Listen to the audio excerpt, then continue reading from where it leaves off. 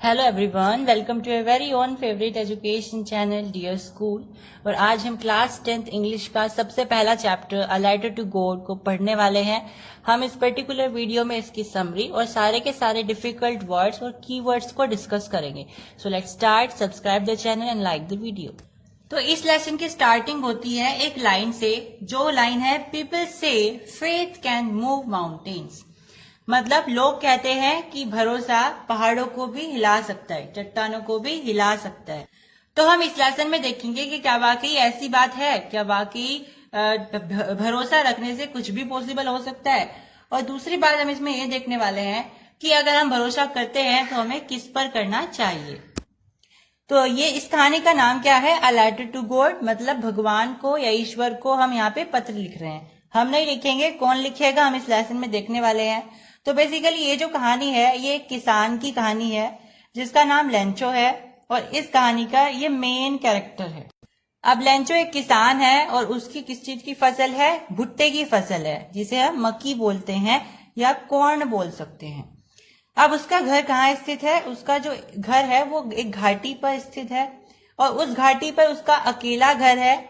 और कहाँ पे है? एक छोटी सी हिल के क्रेस्ट के ऊपर है। क्रेस्ट क्या होता है? जैसे ये एक हिल है, इस हिल का जो ऊपर वाला हिस्सा होता है ये क्रेस्ट होता है। तो उसका घर कहाँ स्थित है? उसका घर इस हिल के टॉप के ऊपर क्रेस्ट पर स्थित है। ठीक है, टॉप पर, क्रेस्ट पर। और जिस हिल के ऊपर उसका घर है वो हिल ज्यादा लंबी नहीं है, लो हिल है, ज्यादा ऊंची हिल नहीं है। लेकिन ये जरूर है कि इतनी ऊंचाई से वहां से सब कुछ दिखाई दे सकता है, जैसे आसपास की सारी नदियां, आसपास के खेत, आसपास के सारे नजारे, ये सब हम वहां से देख सकते हैं। अब क्या होता है, सुबह की बात है। लेंचो कुछ नहीं करता, सीधे अपने खेत में जाता है और आसमान की तरफ देखता है और कहता है कि जो बादल है वो नॉर्थ ईस्ट की साइड से आ रहे हैं। किस साइड से आ रहे हैं? नॉर्थ ईस्ट की साइड से। ये आपको ध्यान रखना है, it can appear in MCQ as well. तो ये क्वेश्चन आ सकता है। तो बादल किस तरफ से आ रहे हैं? नॉर्थ ईस्ट की तरफ से आ रहे हैं। अब क्या होता है, शाम हो जाती है और लेंचो की जो पत्नी है वो उन सबको, अपने बच्चों को और लेंचो को खाने के लिए बुलाती है, रात के खाने के लिए। अब यहाँ पे कुछ नोटिस करने वाली बातें हैं। सबसे पहली बात कि लेंचो की पत्नी के लिए डायरेक्ट नहीं बताया गया कि वो लेंचो की पत्नी है, वहां पे लिखा हुआ है वुमेन। अब ये हम इंटेंड कर रहे हैं कि वो उसकी पत्नी है, क्योंकि उसके बाद बच्चों का जिक्र हुआ है। अब बच्चे कितने हैं उसके, ये भी थोड़ा सा कंट्रोवर्शियल है, एनएमएलएस है। कैसे? देखिए, वो बता रहे हैं कि वो अपने बच्चों को बुलाते हैं, लेकिन उन्होंने संख्या नहीं बताया कि उसके बच्चे कितने हैं। बस वहां पे लिखा हुआ है उसके कुछ बच्चे खेत में काम कर रहे हैं और छोटे बच्चे हट के अंदर खेल रहे हैं। तो बच्चे बाहर खेल रहे हैं, बच्चे बाहर काम कर रहे हैं, और कुछ बच्चे घर के अंदर भी हैं। तो 2 वे भी हो सकते हैं, 2 या 2 से ज्यादा, और बाहर भी 2 या 2 से ज्यादा ही होंगे, क्योंकि उन्होंने प्लूरल वर्ड यूज किया है उनके लिए। तो लगभग 4 या 4 से ज्यादा बच्चे उसके हैं। ठीक है, ये क्वेश्चन भी आ सकता है। अब डिनर के लिए भी यहाँ एक अलग वर्ड यूज हुआ है जिसे हम बोलते हैं सपर। तो ये भी क्वेश्चन आ सकता है कि डिनर के लिए कौन सा सिनोनिम यूज किया गया है। अब वो सबके सब भोजन करने के लिए आ जाते हैं। जैसे वो खाना शुरू करते हैं, खाते भी नहीं है, एकदम से उन्हें दिखाई देता है कि बादल आ गए हैं और बारिश होनी शुरू हो गई है।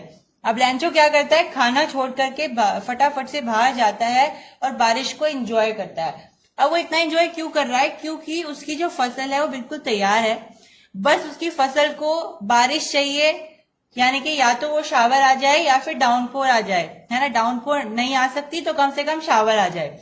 अब डाउनपोर क्या है, शावर क्या है? डाउनपोर का मतलब होता है भारी बारिश और शावर का मतलब होता है हल्की फुल्की बारिश। तो वो चाह रहा था कि कम से कम अगर डाउनपोर ना भी आए तो शावर तो आ ही जाए, यानी कि भारी बारिश ना आए ना आए, कम से कम हल्की बारिश तो आ ही जाए ताकि उसकी फसल तैयार हो जाए। क्योंकि उसकी फसल लगभग तैयार है, बस उसे थोड़े से पानी की जरूरत है।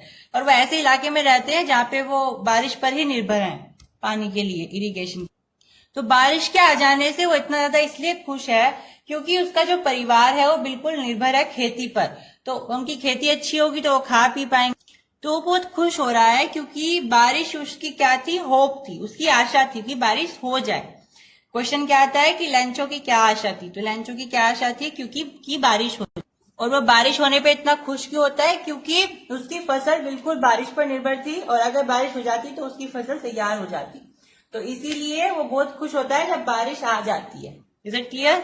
अब बारिश की बूंदे जो है अलग अलग डायमीटर्स की होती है, कुछ मोटी बूंदे होती है, कुछ पतली छोटी छोटी सी बूंदे होती है, तो वो बहुत खुश है इसलिए वो बारिश का नाम भी रख देता है। जो बड़ी बड़ी बूंदे हैं उनको वो 10 सेंट्स का नाम देता है और जो छोटी बूंदे हैं उनको वो 5 सेंट्स का नाम देता है। अब ये जो सेंट्स है ये करेंसी का नाम है जो कि यूएस में पहले यूज की जाती थी, तो हम ये समझ सकते हैं कि ये जो कहानी है वो हो सकता है यूएस की कहानी हो, क्योंकि यहाँ पे सेंट्स यूज हुआ है। ठीक है, तो सेंट्स जो है यूएस की करेंसी थी पहले। फिर वो बारिश को चांदी के सिक्के भी बोलता है, लेकिन ये जो बारिश थी ये थोड़ी देर ही बारिश आती है, उसके बाद ओले पड़ने शुरू हो जाते हैं। अब शुरू में तो उन्हें लगता है कि बारिश के साथ ओले आ रहे हैं तो कोई बड़ी बात नहीं है, उसके बच्चे भी इंजॉय कर रहे हैं, ओलों के साथ खेल रहे हैं, और वो भी ओलों को क्या कहता है फिर, फ्रोजन पर्ल्स कहता है। फ्रोजन पर्ल्स का मतलब होता है जमे हुए मोती। ठीक है, तो उनका भी उसने नाम रख दिया है क्योंकि वो बहुत खुश है। लेकिन उसकी जो खुशी थी वो ज्यादा लंबे समय तक नहीं रही।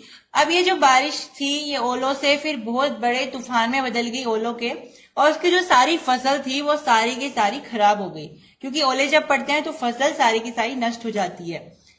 उसकी सारी फसल बेकार हो गई, जितने भी फूल थे, जितने भी उस पे भुट्टे आ रहे थे वो सारे के सारे खराब हो गए, और ऐसा लग रहा था जैसे कि उसके खेत पर किसी ने नमक छिड़क दिया हो, क्योंकि जो ओले होते हैं व्हाइट व्हाइट से होते हैं, तो पूरे खेत पर ओले पड़ गए थे, तो ऐसा लग रहा था किसी ने नमक को स्प्रिंकल कर दिया हो। फिर लेंचो क्या कहता है जब बारिश खत्म हो जाती है कि अगर यहाँ पे टिड्डी दल भी आता, लोकस्ट का जो ग्रुप होता है ना, प्लेग ऑफ लोकस्ट, अगर वो टिड्डी दल भी आता, अगर हमारी फसल पे हमला करता, तो शायद इससे ज्यादा हमारे लिए छोड़ देता कि इस बारिश ने तो, इस ओलों के तूफान ने तो हमारे लिए कुछ भी नहीं छोड़ा है, सब नष्ट हो गया है, एक भी पत्ती नहीं बची, एक भी भुट्टा नहीं बचा है। अगर टिड्डी का दल आता तो कम से कम हमारे लिए थोड़ा तो छोड़ ही जाता। वो कहता है जितनी मैंने मेहनत करी पूरे साल वो सारी बेकार हो गई है, और हम इस साल भूखे रहने वाले हैं, हमें नहीं पता हमारा क्या होगा, हम मर जाएंगे भूख से। इस तरीके से वो टेंशन ले रहा था। तब उसकी पत्नी कहती है कि तुम टेंशन मत लो, भगवान किसी को भूख से नहीं मरने देता है और तुम भगवान पे विश्वास रखो। अब लेंचो के मन में बात बैठ जाती है कि भगवान सबका साथ देता है, और वो भगवान का बहुत मानता भी था, इसीलिए वो डिसाइड करता है कि वो अगले दिन जाकर के भगवान को लेटर लिखेगा। अब उसकी श्रद्धा देखिए, वो भगवान को ऐसा मानता है कि उसके आसपास ही है, लेटर लिखेगा तो वो पढ़ भी लेंगे, उसकी मदद भी करेंगे। इतना ज्यादा वो कोरेस्पॉन्डेंस है भगवान से, उसका इतना ज्यादा नाता है भगवान से। हालांकि वो एक किसान था, ओक्स ऑफ मैन उसके लिए वर्ड यूज हुआ है यहाँ पे, that is important word, ox of man. Ox of man का मतलब होता है एक ऐसा आदमी जो बहुत परिश्रम करता है, कठिन परिश्रम करता है। जैसे बैल जोतते हैं ना खेत, ऐसे वो बैल की तरह काम करता है खेतों में। लेकिन ऐसा नहीं है वो पढ़ना लिखना नहीं जानता है, वो पढ़ना लिखना भी जानता है और बहुत अच्छे से लिख भी सकता है। इसीलिए वो अगले दिन, संडे वाले दिन जाता है कहाँ पे, डाक खाने में, वहां से एक लेटर खरीदता है, स्टैम्प खरीदता है, लेटर लिखता है भगवान को, सारी बातें बताता है कि मेरी जो फसल थी वो खराब हो गई है, अब मुझे 100 पेसोस चाहिए। याद रखेंगे कितने पैसे चाहिए उसे, 100 पेसोस। यहाँ पे जो करेंसी यूज हुई है वो पेसोस है, ठीक है, ताकि मैं अपना बीज खरीद सकूं दोबारा से और अपनी फसल को उगा सकूं। अब वो लेटर को जमा कर देता है। फिर जब उसे लेटर मिलता है वो खरीदने जाता है, उससे पहले क्या होता है, डाकिये क्या चेक करते हैं कि किसे लेटर लिखा गया है ताकि वो उन्हें पहुंचा सके उनके घर, है ना। भाई डाकिये क्या करते हैं, अगर उन्हें ये चेक करना है कि उन्हें लेटर कहाँ पहुंचाना है, तो वो क्या चेक करेंगे, लेटर का एड्रेस क्या है, किसी आदमी ने कहाँ का एड्रेस लिखा है, तभी तो फिर वो उस लेटर को उस एड्रेस तक पहुंचाएंगे। अब जब वो लेंचो का लेटर पढ़ते हैं, उन्हें क्या पता लगता है, वहां पे क्या लिखा हुआ है, टू गोड, मतलब एड्रेस क्या है, गोड का एड्रेस है। तो जो पोस्टमैन है वो हंसता हुआ आता है किसके पास, पोस्ट मास्टर के। जो उनका मास्टर है, वहां पे जो हेड है वो है पोस्ट मास्टर, और जो आम डाकिये है वो है पोस्टमैन। तो पोस्टमैन के पास वो हंसता हुआ आता है कि देखिए सर, ये कितना पागल इंसान है, इसने भगवान को लेटर लिखा है। तो पोस्ट मास्टर भी हंसने लग जाता है, लेकिन वो एकदम से रुक जाता है। ऐसा क्यों? वो कहता है कि हम लोग हंस रहे हैं, लेकिन ये तो देखो कि इस इंसान की, जो भी इंसान है ये, इसकी भगवान से कितनी ज्यादा कोरेस्पॉन्डेंस है, कितना बड़ा नाता है कि ये भगवान को लेटर लिख रहा है, वो भी इतने कॉन्फिडेंस के साथ कि इसने डाक खाने में वो जमा भी कर दिया। फिर पोस्ट मास्टर क्या करता है, उस लेटर को पढ़ता है, उसे पता लगता है कि इस आदमी को 100 पेसोस चाहिए। वो अपने पूरे ऑफिस के लोगों को बुलाता है कि भाई हमें इस आदमी की मदद करनी है। फिर वो क्या करते हैं, अपनी सैलरी से जैसे तैसे करके इकट्ठा करते हैं पैसा। अब वो किस लिए कर रहे हैं? चैरिटी के लिए कर रहे हैं, क्या कि किसी का भला हो जाए, ठीक है। लेकिन फिर भी वो 70 पेसोस ही जुटा पाते हैं, 100 पेसोस फिर भी नहीं इकट्ठा कर पाते, लेकिन फिर भी वो उसकी मदद करना चाहते हैं। तो वो लेटर में 100 पेसोस की बजाय 70 पेसोस रख देते हैं as a reply from God. Lencho को ये लगे कि भगवान ने भेजा है। अब जब लैंचो अपना लेटर लेने आता है, तो वो ये देख करके कि उसमें 100 पेसोस नहीं है, 70 पेसोस है, खुश होने की बजाय बहुत ज्यादा गुस्सा हो जाता है। अब जो पोस्ट मास्टर है जिसने उसकी मदद करी है, वो खिड़की से उसे देख रहा है, क्योंकि जब हम किसी की मदद करते हैं तो हमें ये फीलिंग रहती है कि उसकी रिएक्शन क्या होगी जिसकी हमने मदद करी है। लेकिन पोस्ट मास्टर हैरान रह जाता है कि वो एंग्री हो रहा है, गुस्सा हो रहा है। क्यों? क्योंकि उसे लग रहा था कि भगवान तो सच में एग्जिस्ट करते हैं। अब सच में एग्जिस्ट करते हैं, लेकिन भगवान तुम्हें लेटर तो नहीं रिप्लाई करेंगे ना। अब वो ये सोच रहा है कि भगवान तो मेरे साथ ऐसा नहीं कर सकते, जरूर ये जो डाक खाने के लोग हैं इन्होंने मेरे साथ धोखाधड़ी करी है, और इन्होंने जो भगवान ने मुझे 100 पेसोस भेजे होंगे उसमें से इन्होंने 30 रुपीज निकाल लिए हैं और मेरे पास 70 पेसोस निकले। वो फिर से जाता है और लेटर स्टैंप खरीदता है, लेटर लिखता है भगवान को फिर से कि भगवान में आपने जो मुझे पैसे भेजे थे उसमें से इन्होंने 30 पैसे निकाल लिए हैं। अब मुझे आप दोबारा से भी 30 पैसे भेज दीजिए, लेकिन दूसरे डाक खाने से भेजिएगा, क्योंकि ये जो डाक खाने के लोग हैं ये बड़े डाकू लोग हैं। इनके लिए उन्होंने एक वर्ड यूज किया है, that is bunch of crooks.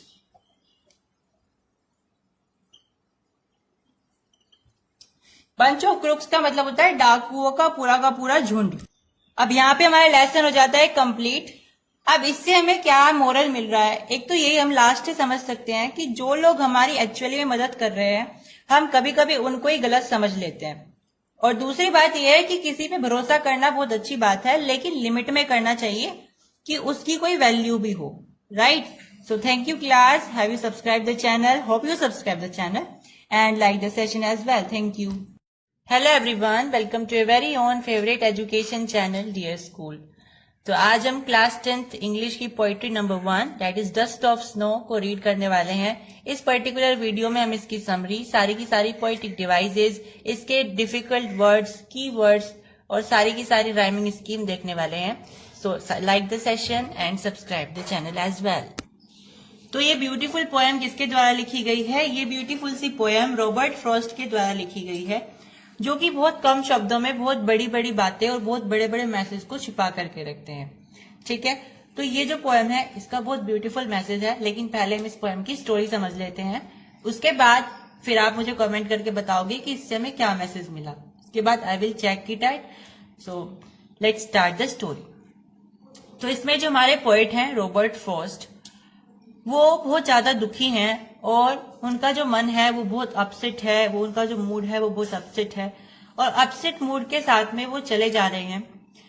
और फिर वो जाकर के एक पेड़ के नीचे बैठ जाते हैं, और उस पेड़ का नाम क्या है? हेमलॉक है, ठीक है, जिसे हम धतूरे का पेड़ बोलते हैं। तो जो पेड़ का नाम है वो क्या है? हेमलॉक है। Here is the spelling. अब जब वो हेमलॉक के पेड़ के ऊपर बैठते हैं, पेड़ के ऊपर नहीं बैठते, मतलब पेड़ के नीचे छाया में बैठते हैं, और जो पूरा इलाका है वो बर्फीला है। हमें कैसे पता चला बर्फीला है? क्योंकि जो हेमलॉक के पेड़ होते हैं बर्फ की जगहों पे पाए जाते हैं, ठीक है। और फिर उस हेमलॉक के पेड़ के ऊपर एक क्रो बैठ जाता है आकर के। क्रो मीन्स कौवा। अब वो कौवा क्या करता है? अपनी पीठ को खजाता है, और जब वो खजाता है, खुजली करता है अपनी पीठ के ऊपर, जब वो अपनी पीठ के ऊपर खुजली करता है तो जो उसके ऊपर बर्फ था पेड़ के ऊपर, वो झड़ करके नीचे गिर जाता है। और जब वो गिरता है वो कैसे गिरता है? जैसे कि वो स्नो का डस्ट हो, ठीक है, इस डस्ट ऑफ स्नो ऐसा लगता है। तो जब वो पोइट के ऊपर गिरता है, जो पोइट नीचे बैठा है पेड़ के, अब तक वो क्या था, अब तक वो अपसेट था, दुखी था, लेकिन जैसे ही वो डस्ट ऑफ स्नो उसके ऊपर गिरता है, उसका जो मन है वो बिल्कुल खुश हो जाता है। उसे नहीं पता क्या रीजन है क्या नहीं है, लेकिन अचानक से जब वो दुखी था, उसका जो मन था दुखी था, अब वो बिल्कुल रिस्टोर हो जाता है, वो बिल्कुल सही हो जाता है उसका मन।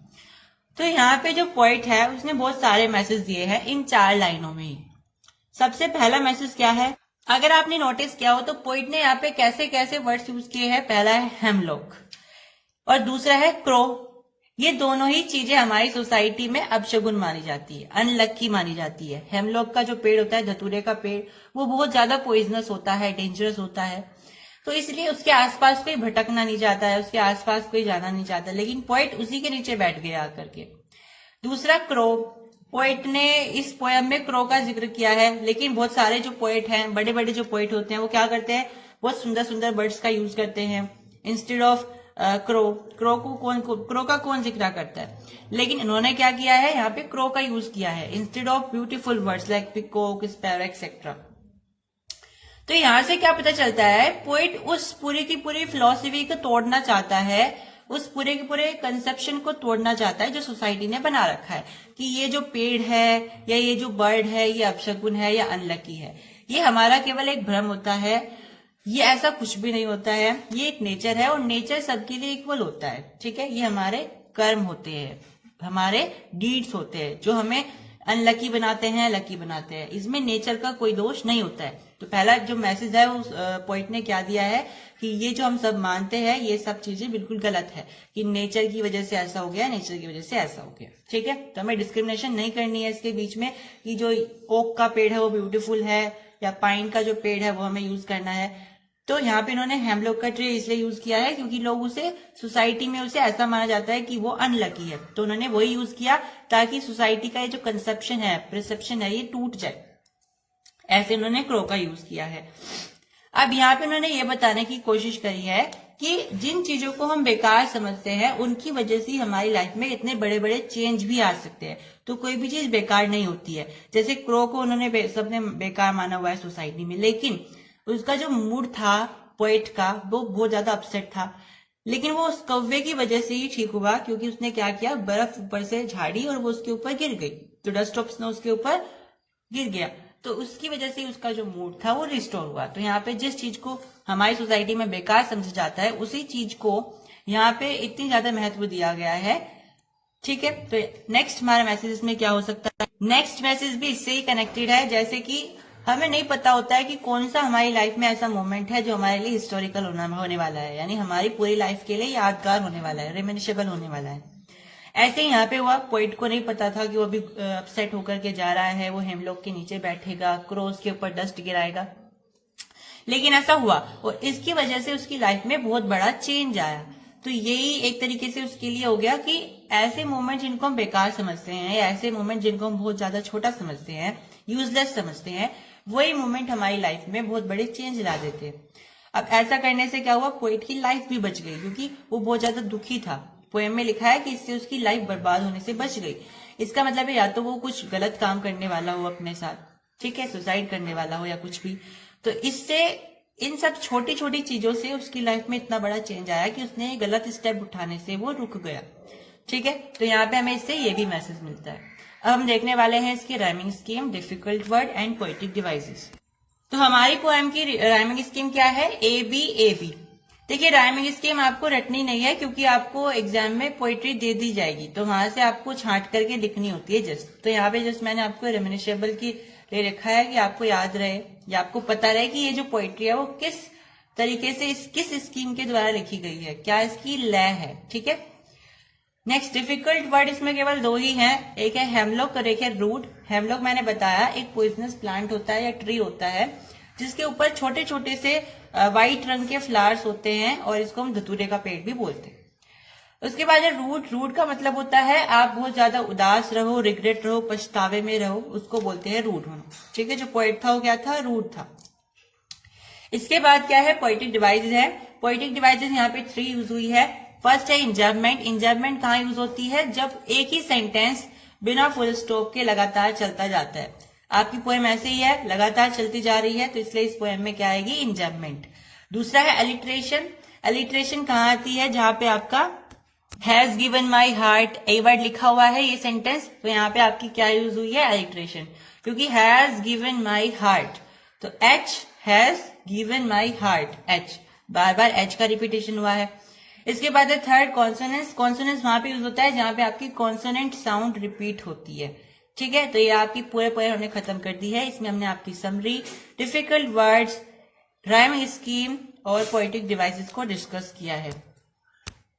Hope you have liked the session, subscribe the channel and stay tuned for more such videos.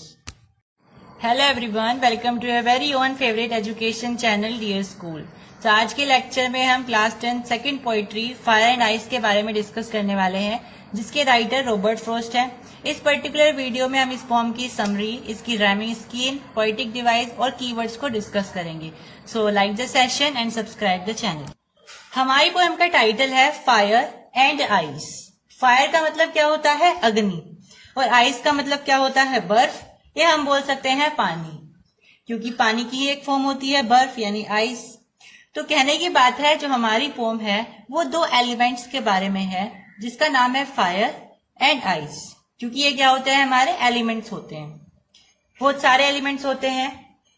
Comment करके बताना टोटल एलिमेंट्स कितने होते हैं। केमिस्ट्री वाले एलिमेंट्स नहीं, जो हमारे ह्यूमन बॉडी के फॉर्मेशन के लिए चाहिए होते हैं वो एलिमेंट्स, अकॉर्डिंग टू फिलोसफी। तो यहाँ पे जो हमारे एलिमेंट्स हैं वो फायर है और एक आइस है। अब पोइट ने इस पोएम में फायर एंड आइस को डायरेक्ट यूज क्यों किया है? क्योंकि वो ये बताना चाहता है कि फायर का मतलब क्या है? हेट्रेड है, ग्रीड है, लस्ट है और फरी है। मतलब कि दूसरों से नफरत करना, दूसरों लालच करना, लस्ट, ये सब चीजें फायर को डिनोट करती है कहीं ना कहीं। तो पोएट यहाँ पे जो फायर वर्ड यूज कर रहा है वो इन चीजों को दर्शाने के लिए यूज कर रहा है। और आइस की यूज कर रहा है क्योंकि वो आइस के थ्रू क्या दिखाना चाहता है? Coldness, cruelty, rigidity, intolerance, insensitivity, ये सब चीजें होती है, यानी दूसरों से एक तरीके से जलना, दूसरों की कामयाबी से जलना, ठीक है। तो ये जो चीजें हैं आइस और फायर, पोइट ने एक तरीके से यहाँ पे यूज की है फायर एंड आइस को, ये सब चीजों को दिखाने के लिए।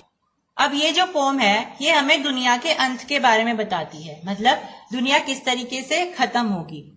तो दुनिया के खत्म होने के पोइट ने दो तरीके बताए हैं, या तो दुनिया फायर से खत्म होगी या दुनिया आइस से खत्म होगी।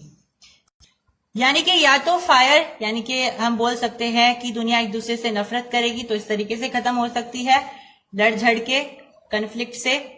या फिर हम बोल सकते हैं आइस, यानी कि इनटॉलरेंस या क्रूअल्टी से, मतलब एक दूसरे से नफरत करके या एक दूसरे से जल के, ठीक है। नफरत तो हम फायर से डिनोट करते हैं, एक दूसरे से ईर्ष्या रख के हम बोल सकते हैं कि दुनिया खत्म होगी। तो पोइट ने बताया है या तो दुनिया फायर से खत्म होगी या आइस से खत्म होगी। अब पोइट का ऐसा कहने का मतलब या तो दुनिया एक दूसरे से झगड़ के खत्म होगी या फिर एक दूसरे से ईर्ष्या करके खत्म होगी। लेकिन फिर पोइट कहता है कि मेरा मानना ऐसा है कि दुनिया फायर से खत्म होगी, यानी कि मैं किसको फेवर करता हूं कि दुनिया फायर से खत्म होगी। मतलब एक दूसरे से लोग नफरत कर रहे हैं, झगड़ रहे हैं, तो दुनिया उससे खत्म होने के चांसेस ज्यादा हैं।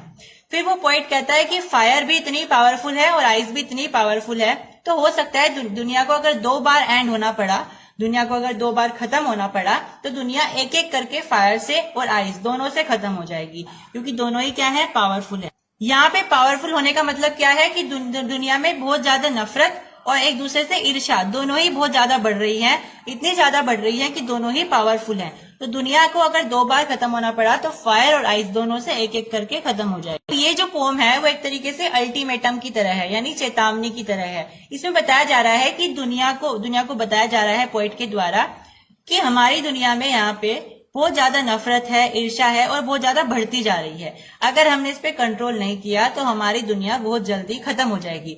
यानी हम ये बोलते हैं कि दुनिया को सूरज से खत्म हो जाएगी जब सूरज खत्म हो जाएगा, या बाढ़ आ जाएगी, फ्लड आ जाएगी, ठीक है। बोला जाता है, थ्योरी है कि सूरज की जब जो सन है उसकी एज कंप्लीट हो जाएगी तो हमारी पृथ्वी भी खत्म हो जाएगी। और एक दूसरी थ्योरी बताई जाती है कि जब सारे के सारे ग्लेशियर पिघल जाएंगे तो पानी पानी हो जाएगा सारे में, तो इस तरीके से दुनिया खत्म हो जाएगी। तो पोइट बताते हैं कि इन सब को छोड़ दो, दुनिया इन सब से पहले तो ईर्ष्या से और नफरत से खत्म हो जाएगी।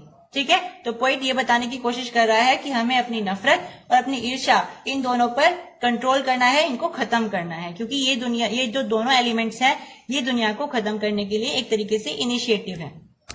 अगर बात करें पोएम की राइमिंग स्कीम की, तो फर्स्ट स्टैंजा में जो राइमिंग स्कीम यूज हुई है वो है ए बी ए ए।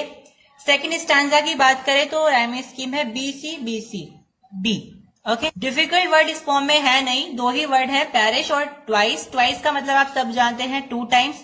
और अगर बात करें पेरिश की, तो पेरिश का मतलब होता है डाई, मतलब कि मर जाना या खत्म हो जाना। ठीक है। अगर यहाँ पे बात करें पोएटिक डिवाइसेस की, तो पोएटिक डिवाइसेस में फर्स्ट जो हमारी पोएटिक डिवाइस है वो है इंजैपमेंट।